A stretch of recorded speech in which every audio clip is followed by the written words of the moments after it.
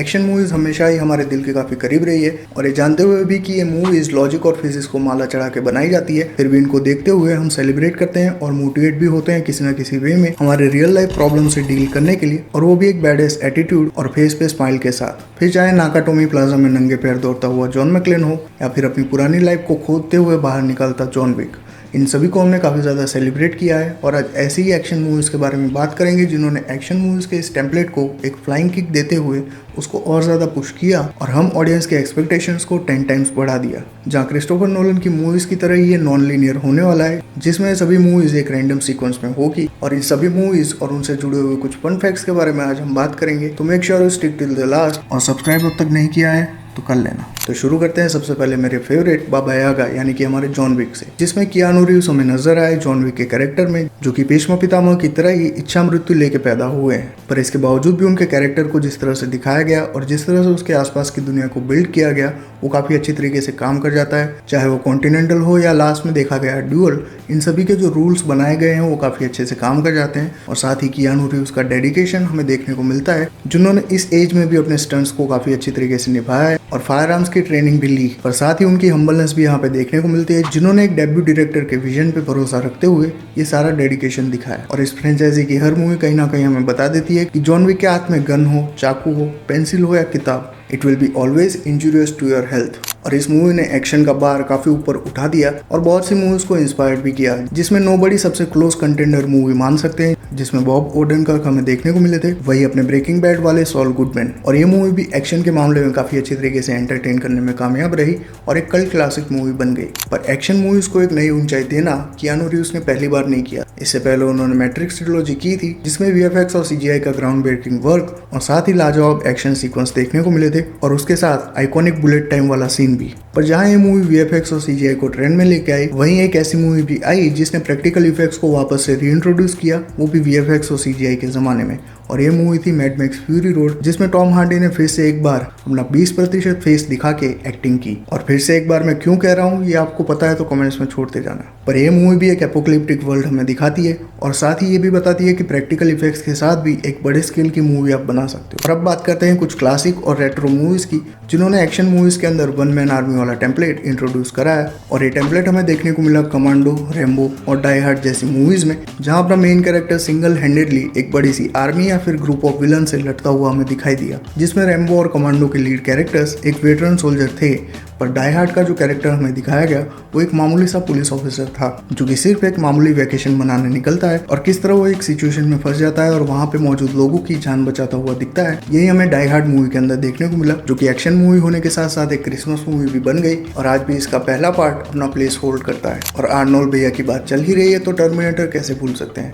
जिसने एक फ्यूचरिस्टिक और साईफाई मूवीज को ब्लेंड किया एक्शन के साथ, जिसके पहले 2 पार्ट काफी ज्यादा आइकॉनिक रहे, स्पेशली सेकंड पार्ट, जिसमें सारा कॉनर को एक हेल्पलेस औरत से एक वॉरियर बनता हुआ हमें देखने को मिला। और आज जितनी भी एक्शन मूवीज हम देखते हैं उसमें सबसे इंपॉर्टेंट एस्पेक्ट होता है उसका हैंड टू हैंड कॉम्बैट, और इस चीज को हॉलीवुड के अंदर इंट्रोड्यूस किया था ब्रूस ली ने, जहाँ पे उनकी एंटर द ड्रैगन उनकी पहली मूवी थी जो हॉलीवुड में रिलीज हुई। पर अनफॉर्चुनेटली उस टाइम तक उनकी डेथ हो चुकी थी। पर यह मूवी एक फाउंडेशन की तरह आज भी देखी जाती है, जहाँ बहुत सी मार्शल आर्ट बेस्ड मूवी बनी और इस मूवी ने ना सिर्फ मार्शल आर्ट बल्कि कैमरा मूवमेंट को भी काफी अच्छी तरीके से दिखाया गया था, जिसको बहुत से हॉलीवुड फिल्म मेकर्स ने अडेप्ट किया। और इसी हैंड टू हैंड कॉम्बैट और कैमरा मूवमेंट को अच्छे से ब्लेंड करके वापस से रीइन्वेंट किया गया। पर किसी में हैंड टू हैंड मूवमेंट में कमी रह जा रही थी तो किसी में कैमरा वर्क में, और इन दोनों ही चीजों को वेल एग्जीक्यूट तरीके से दिखाया गया बॉन्ड ट्रिलॉजी के अंदर, जिसके अंदर हमें जेसन बॉन्ड देखने को मिले। और ये एक एस्पियोनेज थ्रिलर सीरीज थी जिसके अंदर एक्शन और specially hand to hand combat के ऊपर ज्यादा ध्यान दिया गया और उसको एक अच्छे कैमरा वर्क के साथ दिखाया गया, जिसके चलते ये मूवी भी एक्शन जॉनर के लिए एक माइलस्टोन रही। और जहाँ जेसन बॉन्ड की बात चल रही है तो जेम्स बॉन्ड को कैसे भूल सकते हैं, क्योंकि जेम्स बॉन्ड की सीरीज की तीसरी मूवी यानी कि गोल्डफिंगर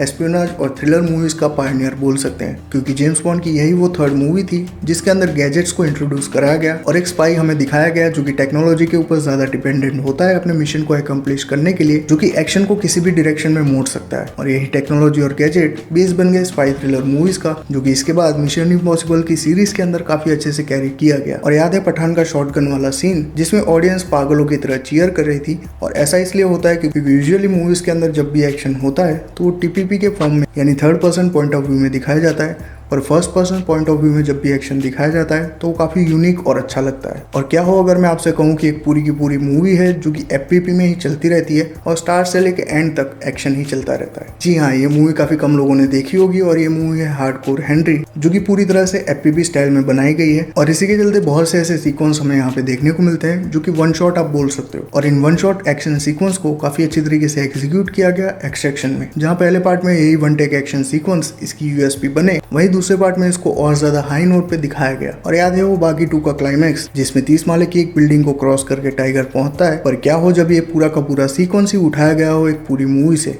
और ये मूवी थी रेड रिडेम्पशन, जिसकी स्टार्टिंग से लेके एंड तक इस पूरी बिल्डिंग के हर एक फ्लोर के अंदर एक्शन ही चलता रहता है। और इसी मूवी के प्लॉट को एक छोटे से सीक्वेंस में कॉपी करके दिखाया गया था बागी 2 के अंदर। और रेड रिडेम्पशन की अच्छी बात यह है कि हैंड टू हैंड कॉम्बैट दिखाने के अलावा ये मूवी अपने एनवायरनमेंट को काफ़ी अच्छी तरीके से यूज़ करती है, जो कि किसी भी एक्शन को दिखाने का सबसे अच्छा तरीका होता है, जहाँ रेफ्रिजरेटर से लेके गैस सिलेंडर तक की चीज़ों को यूज़ किया जाता है एक्शन दिखाने के लिए। और इसी के चलते ये मूवी पूरी तरह से थमने का नाम लेती ही नहीं है, जहाँ स्टार्टिंग के 5 मिनट के बाद ही एक्शन शुरू होता है और वो एंड तक चलता ही रहता है। और ब्रूस ली की मार्शल आर्ट की लेगेसी को काफ़ी अच्छी तरीके से मॉडर्न एरा में अगर कोई मूवी कैरी कर पाई है तो वो है इप मैन मूवीज की सीरीज, जिसके अंदर मार्शल आर्ट का काफ़ी अच्छा डोज देखने को मिलता है। और अनलाइक जैकी चैन मूवीज जहाँ पे कॉमेडी चलती रहती है एक्शन के जरिए, यहाँ पे पूरी तरह से आपको सीरियस माहौल देखने को मिलता है। और जैकी चैन की बात चल ही रही है तो जैकी चैन को जितनी भी हॉलीवुड मूवीज में लिया गया है उसमें से ज़्यादातर मूवीज बड़ी कॉप ही रही है। और हॉलीवुड में बड़ी कॉप मूवीज काफ़ी पहले से बनी आ रही थी, पर इसको पायनियर किया गया लिथल वेपन नाम की मूवी से, जो कि 80s में आई थी। और इसकी सीरीज भी काफ़ी सक्सेसफुल रही, इतनी कि इसके ऊपर बेस्ड एक टीवी सीरीज भी बन चुकी है और ये टीवी सीरीज भी काफ़ी अच्छे से काम करती है। अगर आपको मूवीज पसंद आई थी तो सीरीज भी पसंद आएगी। और एक्शन को लार्ज स्केल पे दिखाना हो तो सबसे आसान तरीका होता है मिडिवल एरा दिखाना, जो कि ग्लैडिएटर और ट्रॉय जैसी मूवीज के अंदर काफ़ी अच्छे से दिखाया गया। पर साथ ही हिस्टोरिक इवेंट के ऊपर बनी 1970 मूवी भी काफ़ी अच्छे से काम करती है वॉर को दिखाने में, क्योंकि फिल्म मेकिंग के डिपार्टमेंट में काफ़ी ज़्यादा एक्सेल कर जाती है। और हिस्ट्री की बात चल ही रही है तो हमारे इंडियाना जोन्स को कैसे भूल सकते हैं, जिसमें हैरिसन फोर्ड हमें देखने को मिले। और हाल ही में इस सीरीज़ की एक लेटेस्ट मूवी भी आई है जो कि इतनी अच्छे तरीके से काम नहीं करती, पर इसकी जो पुरानी ट्रिलॉजी है वो काफ़ी अच्छे से काम कर जाती है और एडवेंचर और एक्शन को काफ़ी बैलेंस वे में आपके सामने रखती है। और एक्शन को हैरिसन फोर्ड ने सिर्फ इंडियाना जोन्स से ही नहीं बल्कि स्टार वॉर्स से भी काफ़ी ज़्यादा पुश किया, जहाँ इस मूवी में हमें साईफाई और एक्शन को ब्लेंड होता हुआ पहली बार देखने को मिला। और यही वो मूवी थी जिसने साईफाई का जॉनर को एस्टेब्लिश किया। और एस्टेब्लिश करने की बात चल ही रही है तो सुपर हीरो मूवीज के अंदर एक्शन दिखाना एक डिफिकल्ट टास्क बन जाता है, क्योंकि एक तरफ बड़ा सा स्केल और दूसरी तरफ फैंस की एक्सपेक्टेशन, इन दोनों को एक मैच कर पाना काफी ज्यादा डिफिकल्ट बन जाता है। पर इन दोनों ही चीजों को स्पाइडरमैन 2 में काफी अच्छे से बैलेंस करके दिखाया गया, जिसको आज भी one of the best Spiderman movie consider किया जाता है। और पहली आयरन मैन मूवी भी इसी कैटेगरी में फॉल करती है, जहाँ पे हमें मैकेनिकल सूट दिखाया गया जो कि बाद में दिखाए जाने वाले नैनोटेक सूट से काफी ज्यादा अच्छी तरीके से काम करता है। और इसके अलावा एक और चीज भी काम कर जाएगी काफी अच्छी तरीके से, और वो होगा आपका इस चैनल को सब्सक्राइब करना, जहाँ इसी टाइप के कंटेंट और रिव्यूज भी आपको मिलते रहेंगे रेगुलर बेसिस पे, और साथ ही रिकमेंडेशन भी। तो make sure you do it the subscribe. और मैं मिलता हूँ इसी तरह के एक और वीडियो में, तब तक keep being fiction fans. I'll be back.